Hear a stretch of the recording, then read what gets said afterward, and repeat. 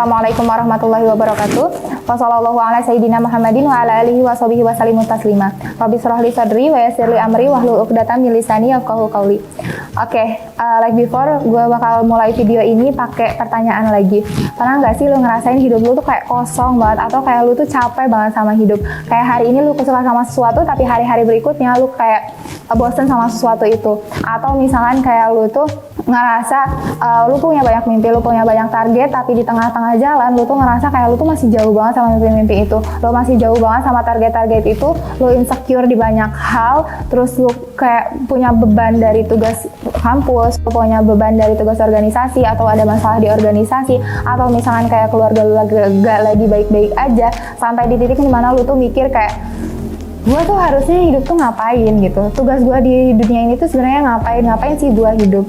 Dan gue ngerasa ini penting banget sih buat dibahas, karena banyak banget orang yang nggak bisa jawab dari pertanyaan itu, dan mereka itu akhirnya berakhir di kubangan maksiat, atau bahkan banyak juga yang ngelakuin self harm, atau gak sedikit juga yang bahkan mengakhiri hidup mereka. Oke, kita bakal tahu nih tugas kita di dunia ini ngapain kalau misalnya kita tuh tahu kita tuh sebenarnya siapa. Kayak misalnya kalau misalnya kita udah tahu nih ada seorang dokter, kita tahu bahwa tugas dokter adalah mendiagnosa penyakit pasiennya, misalnya lalu menyarankan pengobatan atau juga memberi resep obat kayak gitu. Nah, gitu pun misalnya kita sebagai mahasiswa, kalau misalnya kita udah tahu nih kita adalah mahasiswa, kita tahu peran mahasiswa adalah seperti apa gitu ya. Peran mahasiswa itu belajar, peran mahasiswa itu untuk menyampaikan aspirasi rakyat, peran mahasiswa itu sebagai pembawa perubahan, dan lain sebagainya gitu. Nah, balik lagi ke pertanyaan awal, sebenarnya kita ini siapa? Oke, gue kasih tahu kalau misalnya kita ini adalah manusia. Manusia itu sebenarnya apa sih? Dan pertanyaan ini tuh udah Allah jawab ada di surat Al-Mu'minun ayat 12. Walaqad khalaqnal insana min sulalatin min tin, dan telah kami ciptakan manusia itu dari saripati, dari tanah. Dan manusia itu berarti adalah makhluk Allah, ciptaan Allah gitu.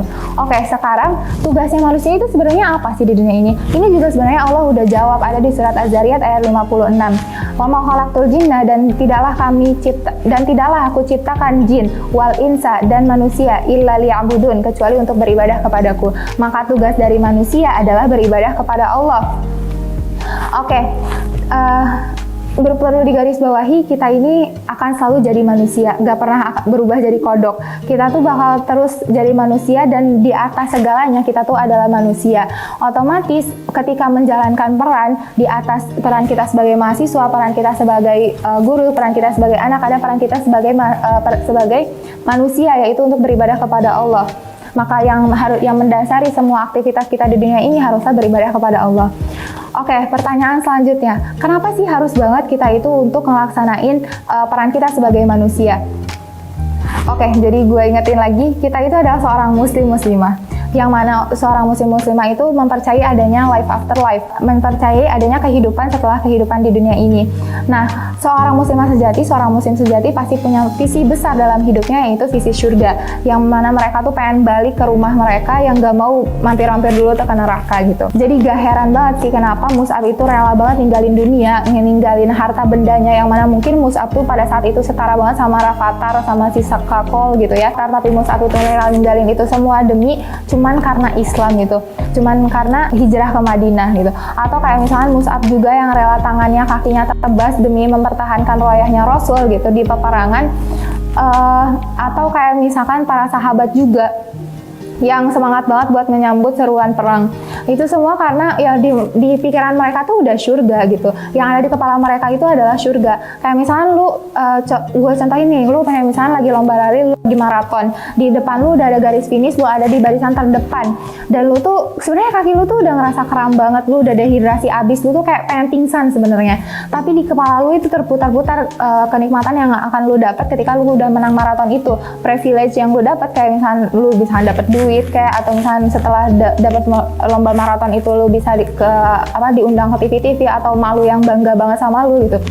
Ketika kenikmatan itu terputar di kepala lu, jadi kayak oke, gue bakal ngasih effort yang tersisa di dalam diri gue buat nyampe itu finish gitu. Nah itu juga yang ada di benak Mus'ab dan sahabat-sahabat lainnya gitu. Dan juga ketika seorang muslim itu udah punya target, udah punya fokus dalam kehidupannya, maka yang lainnya itu sebenarnya nggak kelihatan. Coba deh taruh tangan lu di depan, terus lihat tangan lu dengan benar-benar gitu ya, cuman fokus ke tangan lu, dan lu bakal lihat kalau misalnya benda-benda yang lain tuh blur.